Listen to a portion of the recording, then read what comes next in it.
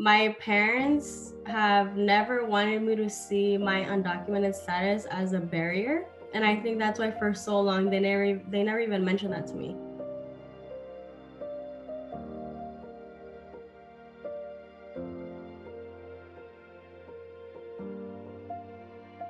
College was really one of those things that until I was in my junior year of high school, it became a reality.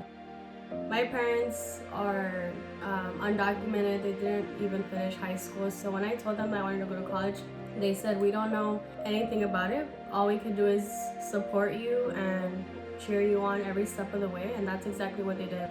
As soon as I went to college and as soon as I stepped at CSUN, I felt welcome, but I quickly wanted to get involved at CSUN. I walked into the Dream Center because I was undocumented. I wanted to familiarize myself with a community that I could relate to, and the assistant there was the one that introduced me to the USU, and she said, hey, like there's this great opportunity, there's this committee called Diversity and Inclusion. So I was at the committee members, like 2 times a month. And soon after that, I loved the committee. I advocated for volunteers to get compensated because I genuinely love the work. But I thought, for students that are commuting, it would be a better incentive if you offer them a scholarship, a monthly scholarship. We were able to pass that while I was a volunteer myself on the committee.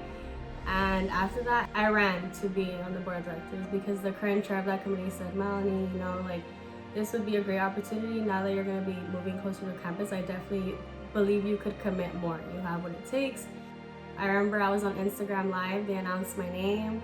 I had got a seat on the board of directors, and I was just super excited. And after that, I just kept going, moving up with the USU. That was work that I was very familiar with. I was involved in social justice work, civic engagement work back in high school. So the USU was very familiar to me. I just wanted to be a better voice for underrepresented communities on campus. The pandemic, I think, just highlighted and reinforced for me what I wanted to do. So now I want to go into student affairs, I want to go into higher education, and it's still, again, working with community members, but now I think my focus is working with students.